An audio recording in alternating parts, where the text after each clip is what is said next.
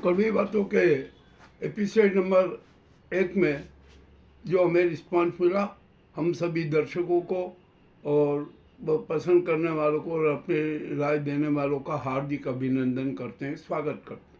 अब आइए हम कड़वी बातों के एपिसोड नंबर 2 में चर्चा करें। चर्चा बड़ी गंभीर होगी और इतनी गंभीर होगी कि हद से ज़्यादा। हम यहाँ पर आइए अब सबसे कड़वी बात करते हैं हम राष्ट्रपति जी को लेकर।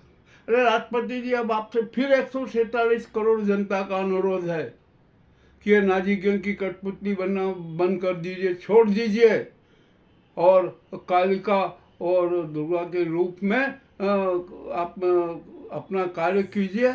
और जो गुजराती नाजी गैंग है ना, जो देश को तबाह करना चाहती है, समाज को तबाह करना चाहती है, व्यवस्थाओं को तबाह करना चाहती है, आम नागरिकों को तबाह करना चाहती है, सनातन धर्म को तबाह करना चाहती है, देश में हिंसक गृह युद्ध की स्थिति लाना चाहती है, आप इनका अंतिम संस्कार कर दीजिए। आपको करना ही पड़ेगा अंतिम संस्कार। यदि आपको इस देश की जनता की परवाह है, 147 करोड़ जनता की परवाह है, न्यायपालिका की गरिमा की परवाह है, सनातन धर्म की रक्षा की परवाह है। बहुत कड़वी बात है, राष्ट्रपति जी को हम कह रहे हैं और कहेंगे, क्योंकि 147 करोड़ जनता की भावना है, उनके सामने जाना चाहिए। संविधान की रक्षा कीजिए और जो ये गुजराती नाजी गैंग है ना, इसके चाले में मत रहिए, धृतराष्ट्र मत बनिए। जन सत्य जानिए, राष्ट्र सत्य जानिए। ये आपका दायित्व है, ये आपका राष्ट्र धर्म है, जन धर्म है, प्रजातांत्रिक धर्म है, संवैधानिक धर्म है, न्यायिक धर्म है। अब इससे ज़्यादा और कड़ी बात अब राष्ट्रपति को हम कुछ भी नहीं कह सकते। हमें जो कड़ी बात कहना थी वो हमने कह दी। अब आइए हम यहाँ पर बात करते हैं हमारे जो गुजराती गैंग है ना, माँ छातिर, षड्यंत्रकारी, नाटकबाज, जुमलेबाज, न जाने क्या क्या बाज है, वो सब बाजों में सिद्ध रखती। और उसके जो बंदबाज चिंटू है ना, वो तो उससे भी 2 कदम आगे है। यदि ये नाजी गुजराती गैंग 16 कलाओं में निपुण है, तो ये उसकी जो चिंटू और जो है ना, ये बंधुआ चिंटू जो मजदूर, वो 18 विधाओं में पारंगत है। हर प्रकार के नाटक कर लेते हैं वो। ठीक है, ये भी बात है। और आपको एक बात बता दूं कि आज हम सबसे पहले बात करते हैं सुप्रीम कोर्ट की। सुप्रीम कोर्ट में किस प्रकार का प्रहार किया जा रहा है। न्याय व्यवस्था को समूचा नष्ट भ्रष्ट किया जा रहा है। ये सारा का काला कानून और काली बातें ये नाजी गुजराती गैंग की है। आइए हम सबसे पहले बात करते हैं, हमारे खन्ना जी 13 मई को रिटायर हो जाएंगे। 5 मई को उनको वक्फ कानून पर अपनी राय देना है कि इसमें यह वैध है, संवैधानिक है या अवैध है। जो भी उनको निर्णय देना होता। सरकार तो पहले ही स्वीकार कर चुकी है कि वक्फ कानून के कुछ प्रावधानों में अनावश्यक और जो संविधान विरोधी प्रावधान कर दिए गए हैं, हम उनको हटाने को तैयार। जब सरकार ही मान रही है कहे तो सुप्रीम कोर्ट को निर्णय देने में कोई दिक्कत ही नहीं है। और सुप्रीम कोर्ट बात निर्देश भी देगी और ऐसा निर्देश देगी कि जिसकी कोई सीमा नहीं। सुप्रीम कोर्ट साफ कहेगी कि जब आपने स्वीकार करते हैं कि इसमें संविधान के विरुद्ध प्रावधान है, उनको हटाने की बात करते। आप स्वीकार करना, आप दे दीजिए प्रारूप, कौन कौन से प्रावधान असंवैधानिक हैं, उनको हटाने का क्या है और उसका क्या स्वरूप होगा, ये हमें बता दीजिए। हम स्पष्ट निर्देश दे देंगे कि जो वक्फ कानून है ना, ये संसद में पुनर्विचार किया जाए और जो संविधान की भावनाओं, उसकी मूल भावनाओं के खिलाफ जो प्रावधान है, उनको हटाने का प्रारूप है। और इसी प्रकार के नए प्रारूप होंगे, पूरी बहस हो जाएगी, संसद में सब कुछ स्वीकृत हो जाएगा। यह सारा हो जाएगा, राष्ट्रपति के पास में भी भेज दिया जाएगा कि ये सारे जो संविधान विरोधी का जो प्रावधान थे ना, उनको हटा दिया गया और अपने पूरी संसद नए वक्फ कानून पर सहमत है। राष्ट्रपति आसानी से हस्ताक्षर कर दी। ये तो बात सही है, किंतु न्यायपालिका पर दबाव डालने का भी इस नाजी गुजराती गैंग ने कार्य किया है, हीन हरकत की है। गुजराती गैंग के कुछ दले सीजीआई खन्ना के घर पहुंचे, उनको खूब प्रलोभन देने की बात कही कि ये ले लीजिए, ये ले लीजिए, ये कर लीजिए, इतना केस ले लीजिए, जो भी कहा। हमें कुछ पता तो है नहीं, हमें उज्जैन में बैठे हैं, घटना दिल्ली की है, जो सूत्र से समाचार आ रहे हैं उनके आधार पर। और यहाँ इन्होंने जो उनके जो एजेंट है ना, नाजी गुजराती गैंग के, उन्होंने तो राजीव खन्ना जी को यहाँ तक कह दिया कि आप सेवानिवृत्त हो जाएंगे तो आपके लिए नई नौकरी का बेस्ट ऑफर क्या कर दी। परंतु हम खन्ना जी को बहुत बहुत धन्यवाद देते हैं, बहुत बहुत आभार मानते हैं उनका कि उन्होंने न्यायपालिका की गरिमा की रक्षा की, और उन्होंने जो गुजराती गैंग के जितने दल्ले थे ना, सबको बेरंग लौटा दिया, खाली हाथ लौटा दिया। और अब 5 मई को जो देश में महानाटक होगा ना, एक लखनऊ में और एक सुप्रीम कोर्ट में, उसका भी पटाक्षे हमें सामने नजर आ रहा। अबे खन्ना जी ने जो नाजी गैंग को है ना बेरंग लौटाया है ना, ये एक बहुत बड़ी बात है। इसके बारे में तो राष्ट्रपति जी जो न्यायाधिपति हैं उनको ध्यान देना है, विशेष ध्यान देना है कि आखिरकार सीजेआई के यहाँ प्रलोभन देने क्यों भेजा, और किसने भेजा, किस लिए भेजा, इसका भी स्पष्टीकरण इस भारत सरकार से मांगना चाहिए। और यदि नहीं मांगती है तो ये भी गलत है, उनके खिलाफ भी बात है। और उन्हीं की व्यवस्था, उन्हीं के विभाग पर हमला हो रहा है, उन्हीं पर क्रूरता बरपाई जा रही, और वह मौन है। आखिरकार ये नाजी गैंग की कठपुतली बनने से फायदा क्या, धृतराष्ट्र क्या स्वरूप में रहने से क्या फायदा। यदि आपको धृतराष्ट्र में रहना है तो पद त्याग दीजिए और दूर हो जाइए। कठपुतली बने रहे, नाजी गैंग आपकी और कहीं व्यवस्था कर देगी, आप चिंता न करें। ठीक है, ये तो हो गया एक बड़ा मुद्दे की बात। अब यहाँ पर जो दिल्ली हाईकोर्ट में राहुल गांधी और सोनिया गांधी को लेकर जो ईडी की जो कार्रवाई है ना, उस पर चर्चा होगी। और आखिरकार चर्चा क्या है, नागरिकता क्या है। आप पिछले साल से 2 बार जिसको सुप्रीम कोर्ट नकार चुका है, वही मुद्दा आप बार बार उठा के ला रहे। आपका तो उनका यही लक्ष्य है कि किसी भी हालत में राहुल गांधी को किसी भी तरीके से जेल में डाल दिया जाए, उनकी जो सांसदी है ना वो खत्म कर दी जाए, और नेता प्रतिपक्ष नेता बने वो उनको हटा दिया जाए। यह उनका पूरा लक्ष्य है।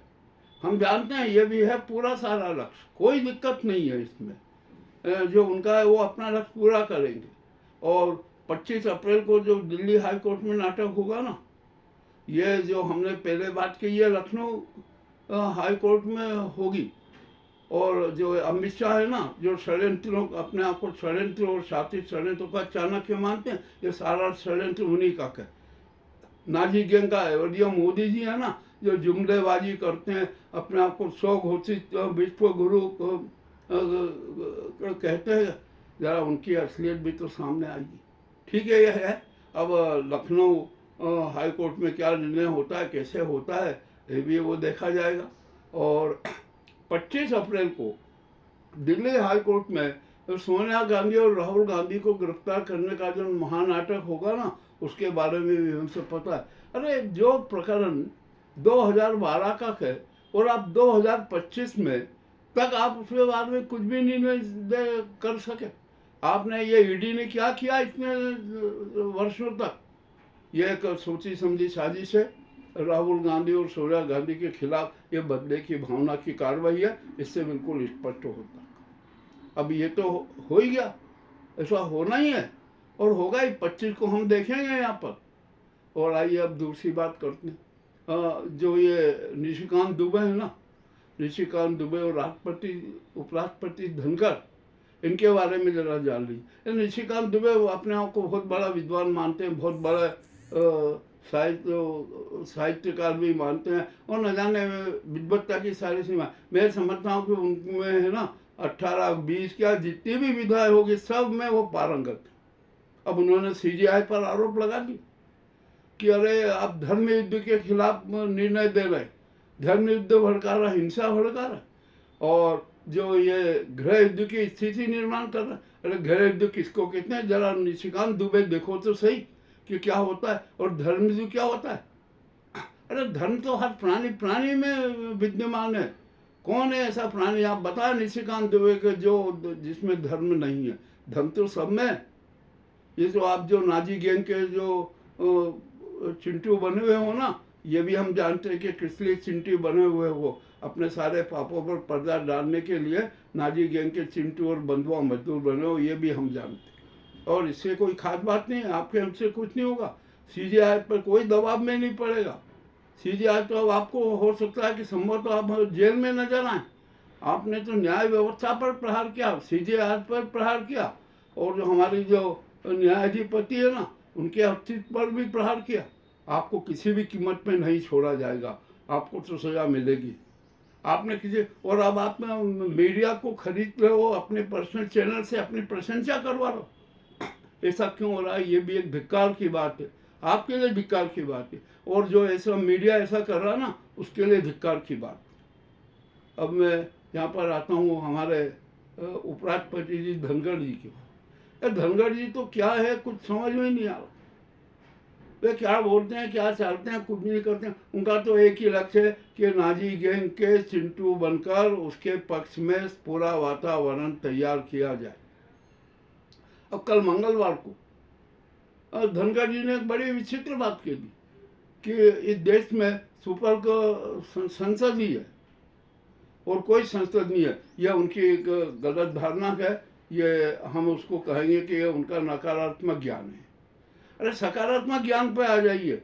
संसद है ना, उसका अपना पावर है, न्यायपालिका उसका अपना पावर है, सब पे अलग अलग पावर है, कार्य विभाजन है, उनको अपने हिसाब से काम करना है। और परंतु चाहे संसद हो या न्यायपालिका, उसको भी संविधान के अनुरूप ही कार्य करना होगा। इसलिए धनखड़ जी न संसद सुप्रीम है, न ये सुप्रीम कोर्ट सुप्रीम है, मात्र सुप्रीम कोर्ट सुप्रीम है। जो प्रभावशील है वो हमारे देश का संविधान है।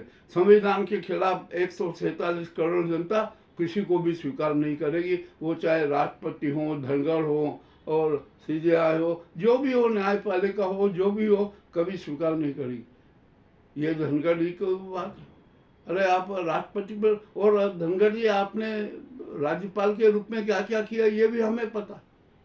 आपने पश्चिम बंगाल में कितने प्रकार के नाटक किए ममता बनर्जी के खिलाफ, ये भी हम जनता जानती है, सब पता है।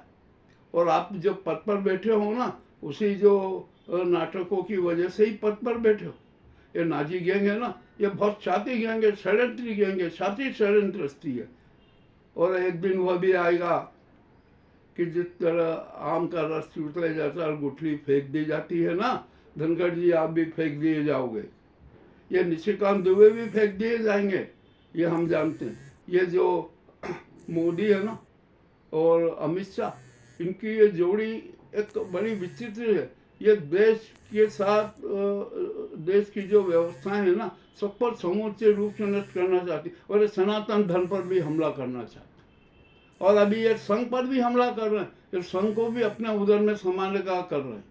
अभी देखते हैं कितने सफल होते हैं, क्या होते हैं, क्या नहीं होते हैं। और इस नाजी गैंग का तो है ना भंडाफोड़ पूरा होता ही जा रहा है। गडकरी जी है ना, उन्होंने तो स्पष्ट चुनौती दे दी कि अरे गुजराती गैंग के षड्यंत्री चेहरों और उनके चिंटू सावधान रहना। यदि मुझसे पंगा लिया ना तो सारे राज खोल दूंगा, कहीं पर मुंह दिखाने लायक नहीं रहोगे। ये इतनी खुली चुनौती नितिन गडकरी ने दी। एक दूसरे हैं संजय जोशी। अरे संजय जोशी को तो इनके डीएनए तक का पता है। ये गुजराती गैंग है ना, उनका डीएनए तक का उनको पता है कि इनके शरीर का डीएनए क्या है। यदि उन्होंने अपनी जुबान खोल ली ना तो बड़ी विचित्र बात हो जाएगी। और अब यहाँ पर एक मैं बड़ी गंभीर बात करना चाहूँ। ये परिकल्पना है, सोच है, भविष्य है। ऐसा भी हो सकता है कि जैसे जस्टिस लोया का हाल हुआ है ना, वैसा ही हाल हो सकता है कि खन्ना जी का भी कर दे। अच्छा, खन्ना जी को अब सीजेआई साहब को बहुत सतर्क रहना। इनकी किसी भी पार्टी में, किसी भी आयोजन में, किसी भी समारोह में आपको नहीं जाना है। आप अपने आप से, या आपका भयादोन भी करेंगे, न जाने कौन कौन से झूठे कांड है ना, झूठी बातें बताकर आपको ब्लैकमेल करने का करेंगे। ब्लैकमेल करते ही है। जो कुर्से जो पत्रकार हैं, जो अमित शाह और मोदी और इनकी प्रशंसक थे, खुद उन्होंने स्पष्ट स्वीकारा कि ये जो गैंग है ना, ये सीजीआई न्यायपालिका के न्यायाधीशों को ब्लैकमेल करती है।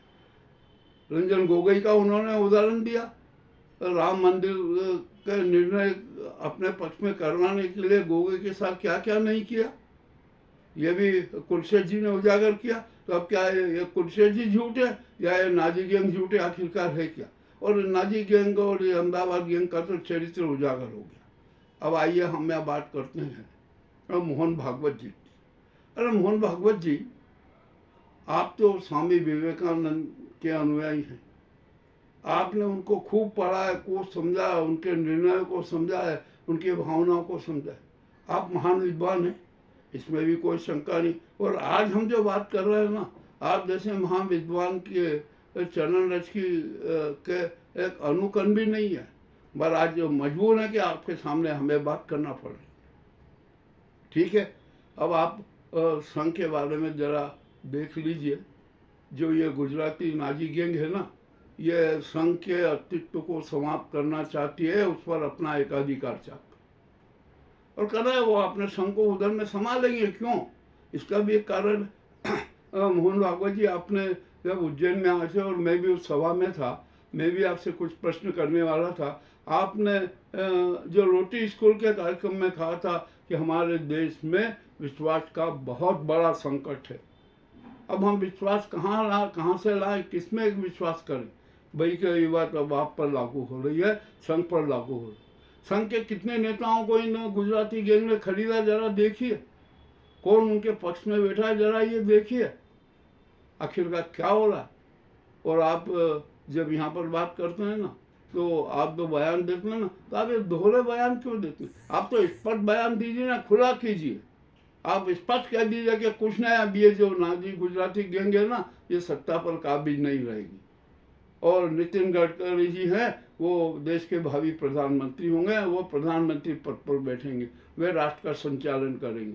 और यदि आपने ऐसी घोषणा कर दी ना, अरे समूचा विपक्ष तो नितिन गडकरी के पक्ष में है ही, और आपके जो संघ के समर्थित सांसद हैं वो भी नितिन गडकरी के पक्ष में, तो इनके पास में बहुमत है कहाँ? ये गुजराती गैंग के पास में। ये तो यूं ही हट जाएंगे, कर दिया। आप वो घोषणा तो कीजिए कि नहीं, मोदी को जो है ना त्याग पत्र देना होगा, पद छोड़ना होगा, और नितिन गडकरी इस देश के प्रधानमंत्री होंगे। अब भाजपा के राष्ट्रीय अध्यक्ष के बारे में देखिए, क्या क्या नाटक हो रहा है। आपके सामने कितनी कितनी योजनाएं लाई जा रही है, वो किया जा, और किंतु आप भी तो कठोर निर्णय नहीं कर पा रहे। अरे कठोर निर्णय कर दीजिए। आप ही ने घोषणा की थी ना संजय जोशी की, सबसे पहले संजय जोशी को भाजपा का राष्ट्रीय अध्यक्ष बना दिया। और संजय जोशी से कहिए कि वो इनके जो पुराने जितने भी कांड है ना, सारे कांड उजागर करे, लोया कांड उजागर करे, हिरेन पंड्या कांड उजागर करे, गुजरात दंगों का कांड उजागर, और उनका सारा डीएनए का कच्चा चिट्ठा प्रस्तुत कर दी। परंतु आप घबरा रहे। अरे संजय जोशी को भाजपा का राष्ट्रीय अध्यक्ष घोषित कर दीजिए, कोई दिक्कत नहीं है। क्या है, उसमें भाजपा का कार्यकर्ता स्वागत करने के लिए बैठा हुआ, और आप डरते हैं।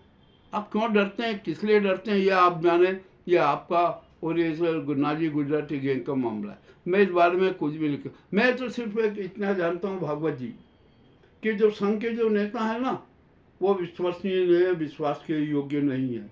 वे बिकाऊ हैं, बिकाऊ हैं, बिकाऊ हैं। मैं फिर कह रहा हूँ, संघ के कितने नेता हैं ना यहाँ पर जो गुजराती गैंग की दलाली में बैठे हैं, उनके चिंटू बने, जरा उनका इतिहास भी देख लीजिए, उनका जो चरित्र भी जान लीजिए।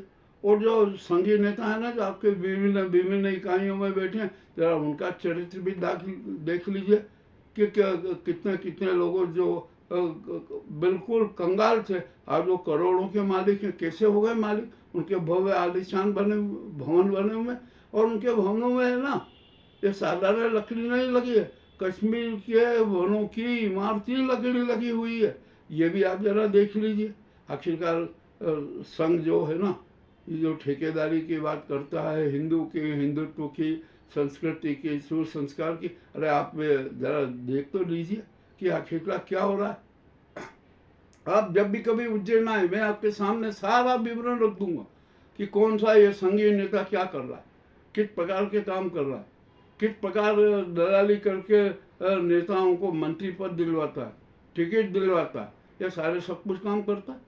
ये सारा सब कुछ हो रहा है संघ के उसमें। आप ये गलत मत की सोचिए, मैं आपको सही बात हकीकत बता रहा हूँ। हकीकत आप जरा खोज ही करवा लीजिए, जानकारी ले लीजिए, ठीक है। आप लेंगे कि नहीं लेंगे ये तो मैं नहीं कह सकता, किंतु जो सच है वो तो आपके सामने हमने प्रस्तुत कर ही दिया। अब आप आइए यहाँ पर, हम मोहन भागवत जी से विनम्र निवेदन करना चाहते, और वह विनम्र निवेदन यह है कि अब आप जो हिंदुत्व ये है ना, ये सब छोड़ दीजिए। अब यहाँ पर सिर्फ हम सनातन धर्म के प्रति समर्पित रहे, संविधान के प्रति समर्पित रहे, देश की 147 करोड़ जनता की प्रगति के लिए समझ में उसके प्रति समर्पित रहे, पूरे शांति पूरे जीवन यात्रा के प्रति समर्पित रहे, हम सब सर्व कल्याण के प्रति समर्पित रहे। हमारी ऐसी भावना होना चाहिए। और ये सारे के सारे सिद्धांत है ना, हमारे सनातन धर्म में है, और समूचा विश्व सनातन धर्म के मूल सिद्धांतों को मानता है। अन्य धर्मों में भी सनातन धर्म की मूल भावनाएं समावित है।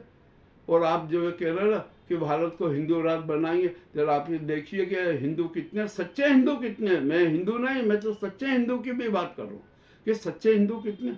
अरे हिंदुत्व के क्या गुण हैं, आप जरा बताइए, लोगों को समझाइए इनको। जो झूठ न बोले, धोखाधड़ी न करे, ठगी न करे, शोषण अन्याय में विश्वास न करे, सत्यव्रती हो, सेवक हो, राष्ट्र के प्रति समर्पित हो, न्याय के प्रति समर्पित हो, मानवीय मूल्यों के प्रति समर्पित हो, वो होता है सच्चा हिंदू। और यूँ तो यहाँ पर है ना, हमारे यहाँ पर कितने स्वघोषित विश्व गुरु, स्वघोषित परमहंस, स्वघोषित आचार्य, स्वघोषित महामंडलेश्वर, न चिंटियों के न धर्मपालिका के चिंटियों की भीड़ लगी हुई है। जरा आप ये भी देखिए। अब आपको तो क्रांतिकारी स्वरूप अपनाना पड़ेगा। अब ये काम नहीं चलेगा आपके पुराने सिद्धांतों से। अब तो नए युग का नया सूर्य आपको उगाना पड़ेगा, और वो सूर्य सनातन धर्मवादी सूर्य होगा। ये हमारा भारत है ना, हमेशा से ही सनातन धर्मी राष्ट्र रहा है, और है और रहेगा। ये भी मैं आपको स्पष्ट कह दूँ। आप जो ये प्रयास कर रहे हैं ना, हिंदू राष्ट्र जो आपकी जो उन्मादी चिंटू, इनको भी समझाइए कि अब ये भाषा बंद कर दीजिए, अब ये घिनौनी हरकतें बंद कर दीजिए, उन्माद बंद कर दीजिए, और सनातन धर्म के प्रति समर्पित हो जाइए। अरे भागवत जी आप कहाँ हैं? आप जरा देखिए तो सही कि किस प्रकार या हिंदू मंदिरों के आराधना स्थलों के नाम पर नाटक हो रहा है।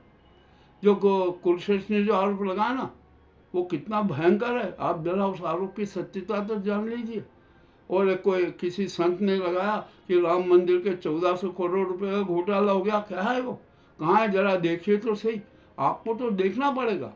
अभी अंधविश्वास मत कीजिए। और सबसे बड़ी तो आपने कह दिया, आपने अपना निर्णय बता ही दिया कि सबसे बड़ा विश्वास का संकट है। आप अपना एक विश्वसनीय आदमी चुन लीजिए। आप एक अपना ऐसा आदमी चुन लीजिए जो आपके प्रति विश्वास पे खरा उतरता हो। जिस दिन आपने ऐसा कर लिया ना, उस दिन आप की सफलता हो जाएगी। सारे राज आपके सामने आ जाएंगे, और जो आंखों के सामने पर्दे पड़े ना, वे सब पर्दे हट जाएंगे। सच सबके सामने आ जाएगा। हम तो सच की प्रस्तुति करते, सच सबके सामने रखते हैं। हमने मोहन भागवत जी के सामने भी सच रख दिया। अब ये उनका दायित्व है। वे बहुत ज्ञानवान भी है। उनमें नकारात्मक ज्ञान बहुत कम है, और सकारात्मक ज्ञान बहुत अधिक है। जो सकारात्मक ज्ञान का उपयोग करते हुए जरा हमारे जो हमने बात कही है उस पर भी विचार कर ले। हम कोई विद्वान आदमी नहीं है या कोई नहीं है। हम तो, और मैं जहाँ तक जो मैं ये प्रस्तुति करता हूँ ना, तो हम तो वही लोग हैं, गाय भैंसे चराते हैं और सब कुछ दूर करते हैं, पशुधन की रक्षा करते हैं, प्रकृति का श्रृंगार करते हैं, उसमें विश्वास करते हैं। और गलती से, भूल से मेरे हाथ में कलम और कैमरा भी आ गया। तो जैसे अब कृष्ण ने जब बांसुरी बजाते थे ना, तो सब मोहित हो जाते थे। इस प्रकार अब मैं भी कलम और कैमरा चलाता हूँ ना, तो लोग मोहित होते हैं। और जो ये गुजराती नाजी गैंग है, उनके चिंटू है ना, सब भयातुर होते।